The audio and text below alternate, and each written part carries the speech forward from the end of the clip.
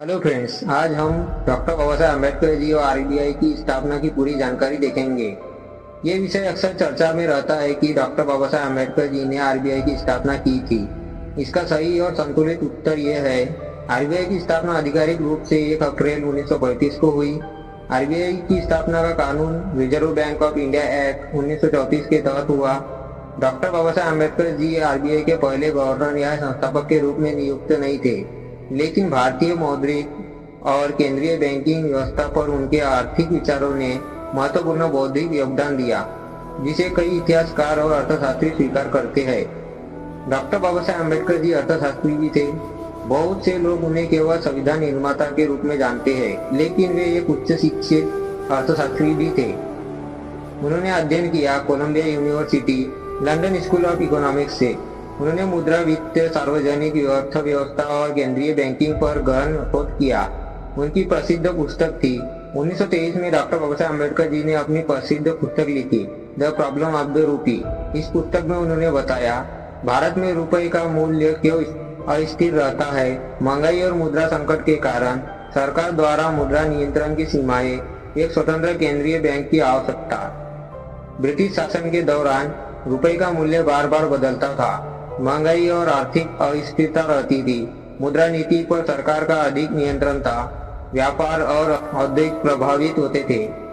Doctor Baba Saheb Ambedkar ji का मानना था कि ऐसी व्यवस्था के बजाय एक स्वतंत्र संस्था होनी चाहिए जो मुद्रा और बैंकिंग को वैज्ञानिक तरीके से नियंत्रित करे।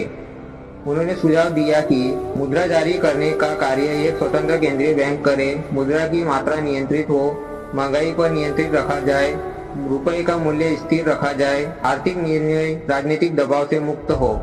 आज आरबीआई इन्हीं प्रमुख जिम्मेदारियों का निर्वहन करता है। हिल्टन यंग कमीशन से संबंध। 1926 में ब्रिटिश सरकार ने royal commission of India currency and finance का गठन किया। डॉक्टर बाबा साहेब अम्बेडकर जी ने इस आयोग के सामने अपने विचार प्रस्तुत किए। आयोग ने भारतीय मुद्रा व्यवस्था पर कई विशेषज्ञों की राय ली, जिसमें डॉक्टर बाबा साहेब अम्बेडकर जी भी शामिल थे। क्रम इस प्रकार रहा। 1923 the problem of the rupee प्रकाशित हुई। 1926 में हिल्टन यंग कमीशन ने विशेषज्ञों से सुझाव लिए। 1934 में reserve bank of India act पारित हुआ। 1 अप्रैल 1935 आरबीआई की स्थापना हुई। क्या आरबीआई अम्बेडकर जी ने बनाई थी? सही उत्तर यह है, नहीं। आरबीआई की कानूनी स्थापना ब्रिटिश सरकार ने reserve bank of India act 1934 के तहत की थी। लेकिन यह कहना भी सही है कि डॉक्टर बाबा साहेब अम्बेडकर जी के आर्थिक शोध, विशेषकर the problem of the rupee और उनके मौद्रिक विचारों ने केंद्रीय बैंक के अवधारणा और भारतीय मुद्रा व्यवस्था पर महत्वपूर्ण बौद्धिक प्रभाव डाला। इसलिए उन्हें आरबीआई के वैचारिक योगदानकर्ताओं में माना जाता है, जबकि औपचारिक संस्थापक नहीं। आरबीआई के मुख्य कार्य देश की मुद्रा जारी करना, महंगाई को नियंत्रित करने का प्रयास, बैंकों का नियम, सरकार का बैंक बनकर कार्य करना, विदेशी मुद्रा भंडार का प्रबंधन, वित्तीय स्थिरता बनाए रखना। यह विषय इसलिए महत्वपूर्ण है क्योंकि इससे पता चलता है कि डॉक्टर बाबा साहेब अम्बेडकर जी केवल सामाजिक न्याय के नेता ही नहीं, बल्कि एक गहरे आर्थिक चिंतक भी थे। उनके विचारों ने भारत की आर्थिक नीतियों पर भी प्रभाव डाला।